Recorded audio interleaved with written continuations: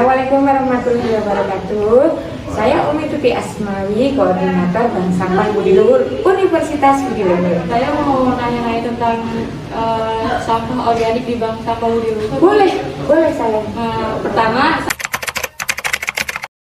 Sampah organik itu adalah kalau bahasa masyarakatnya itu sampah basah atau sampah bisa kategorikan itu sampah-sampah daun, terus sampah rumah tangga dari sisa-sisa makanan, dari sisa potongan-potongan sayur, sisa-sisa makanan itu yang makanan yang mau dimasak, bahan-bahan makanan yang mau dimasak, ataupun sisa-sisa makanan yang tidak habis yang sudah dimasak, itu namanya sampah organik.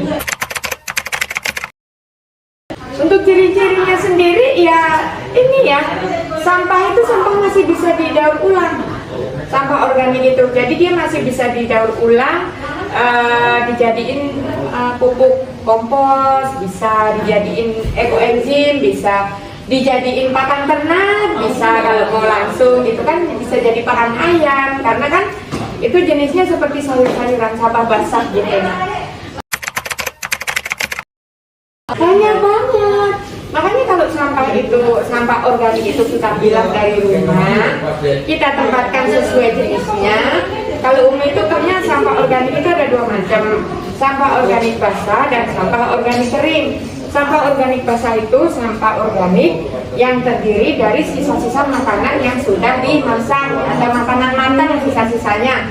Sampah organik kering itu sampah sisa-sisa potongan sayuran yang mau dimasak atau daun-daun yang berguguran. Nah, itu sampah organik kering. Nah, untuk kegunaannya sendiri ya tadi manfaatnya sangat luar biasa.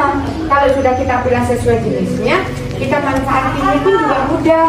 Seperti apa? Bisa dijadiin bahan-bahan itu tadi. Selain bisa untuk jadi pakan, kayak kalau kita punya kelinci, punya piaraan apa binatang, bisa juga langsung kita olah menjadi pupuk organik. Iya sayang. kira-kira apa tuh? Dampaknya lingkungan kita jadi kumuh, lingkungan kita jadi kotor, berantakan. Otomatis kalau lingkungan kumuh dan kotor tidak terpelihara, sampah berserakan di mana-mana, kesehatan terganggu, udara juga polusi karena bau. Terus kalau kesehatan terganggu dan polusi udara, otomatis akan banyak timbul penyakit. Nah, makanya supaya sampah itu tidak jadi sampah tapi jadi barang yang lebih berguna, bahan berguna, makanya mulailah kita pilah sampah dari sumber, mulai dari rumah kita sendiri, dari yang dipilah oleh diri kita sendiri dalam keluarga. Caranya, pilah sampah, tempatkan sampah sesuai jenisnya, organik basah, organik kering yang tadi Umi sudah sebutin. Terus kan ada juga barang-barang anorganik, sampah-sampah anorganik juga kita pisahkan. Nah, kalau sudah dipisahkan, baru kita buat, seandainya kita mau bikin pupuk kompos cair, tinggal ada tambahan apa dari kita juga memakai bahan sampah organik yang kita sudah pisah tadi. Terus seandainya kita bikin pupuk kompos padat, bisa juga jadi bahan ekoenzim. Ekoenzim itu adalah cairan multifungsi yang sangat banyak banget manfaatnya. Terus kalau masih sisa itu sampah organik, kita bisa kerjasama dengan Magot. Magot itu belatung ramah lingkungan yang bisa membantu kita sebanyak-banyaknya bisa mengurai sampah organik jadi pupuk. Magotnya sendiri juga bisa jadi pakan ternak saya. Habis deh, nggak ada lagi sampah. Keren kan? Kalau untuk sampah organik tidak ada nilai jualnya, tapi justru lebih itu tadi, begitu sudah dikelola, dipilah, dijadikan pupuk, dijadikan ekoenzim, baru selain bermanfaat kita bisa berbagi juga ada nilai jualnya sayang. Kita sudah punya pengelolaan TPS 3R sederhana di klinik daur ulang Bank Sampah Budi Luhur untuk mengelola sampah organik di lingkungan. Jadi sampah organik di TPS 3R, TPS 3R itu tempat pengelolaan sampah, reduce, reuse, recycle. Untuk khusus sampah organiknya di Bank Sampah Budi Luhur. Di sana kita membuat pupuk kompos cair, pupuk kompos padat, ada ekoenzim, ada juga maggot untuk pakan maggot, pengurai sampah organik. Jadi kita sudah punya semuanya, hasilnya pun juga banyak sayang.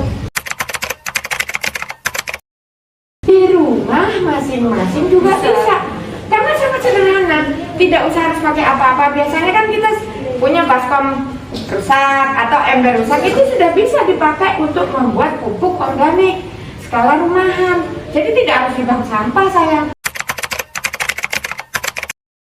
Nah, kembali lagi, kalau di Bank Sampah Budi Luhur, di klinik terulang Bank Sampah Budi Luhur yang kita ada percontohan TPS 3R sederhana, tempat pengelolaan sampah khususnya sampah organik itu, kita memang ada bahan tambahan, tapi karena memang kita menginginkan hasilnya tidak terkontaminasi dengan kimia, karena kan kembali lagi kita harus tetap memikirkan tentang kesehatan ya sayang ya.